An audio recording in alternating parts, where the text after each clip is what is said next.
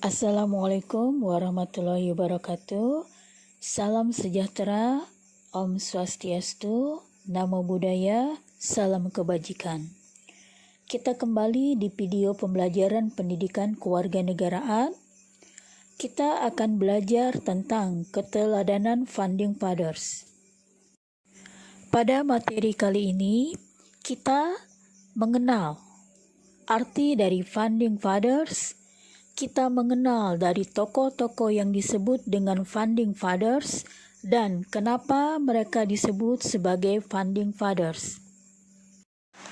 Founding Fathers adalah istilah dalam bahasa Inggris, yaitu sebutan yang digunakan untuk menyebut para pendiri bangsa, yaitu tokoh-tokoh yang berperan dalam sejarah dan proses lahirnya Negara Kesatuan Republik Indonesia. Founding Fathers diartikan dalam bahasa Indonesia sebagai bapak pendiri bangsa. Disebut demikian karena mereka adalah perintis, penentu arah, dan pemberi fondasi bagi berdirinya Negara Kesatuan Republik Indonesia.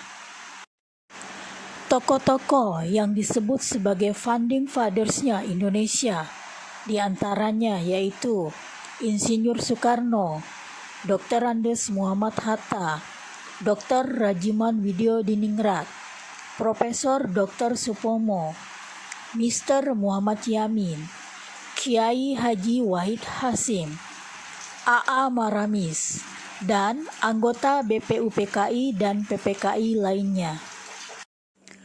Gelar atau julukan yang diberikan kepada para tokoh Founding Fathers Indonesia. Insinyur Soekarno dikenal sebagai Bapak Proklamator Indonesia.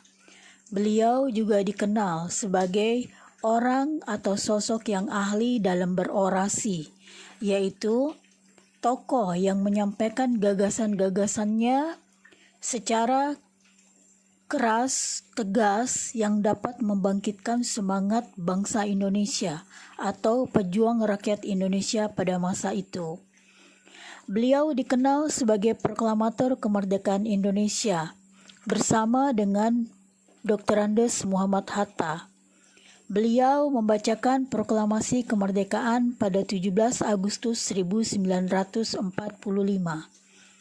Insinyur Soekarno juga sering disebut sebagai Bapak Indonesia karena perannya yang sangat besar dalam merumuskan ideologi negara yaitu Pancasila, menyusun Undang-Undang Dasar 1945 dan memimpin Indonesia sebagai Presiden pertama. Selanjutnya, Dr. Andes Muhammad Hatta juga disebut atau dikenal dengan Bapak Proklamator. Tetapi, Dr. Andes Muhammad Hatta sangat dikenal sebagai Bapak Ekonomi Indonesia karena peranannya dalam merancang kebijakan ekonomi negara pasca atau setelah kemerdekaan. Yang ketiga, Profesor Dr. Supomo dikenal sebagai Bapak Konstitusi.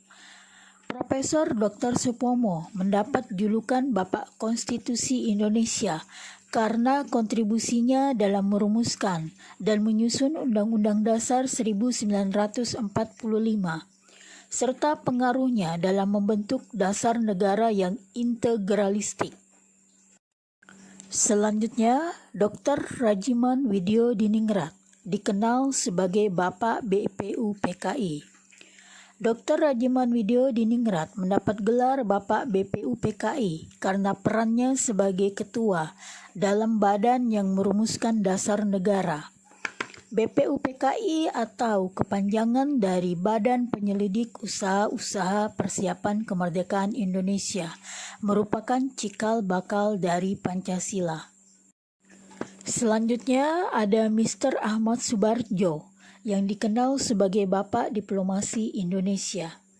Beliau disebut sebagai Bapak Diplomasi Indonesia karena jasanya dalam memperjuangkan pengakuan internasional terhadap kemerdekaan Indonesia.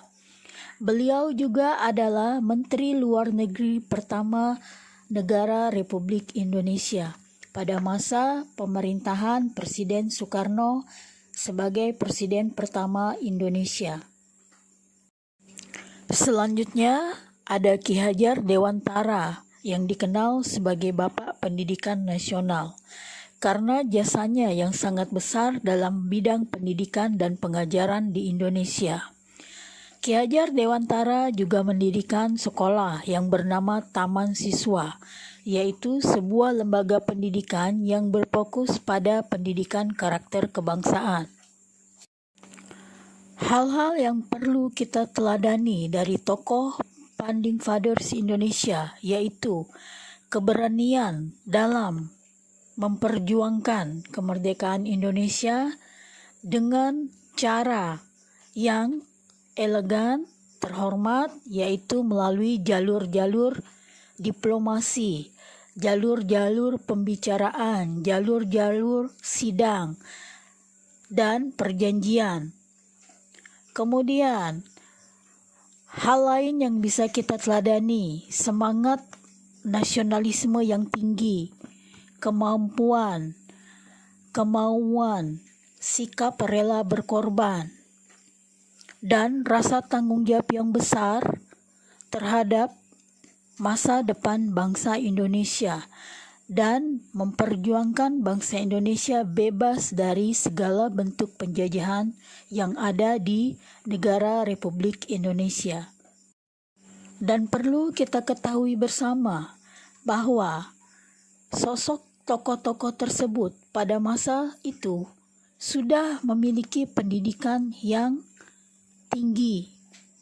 Bahkan banyak yang melakukan atau menempuh pendidikan di luar negeri, seperti di Belanda dan daerah Eropa lainnya.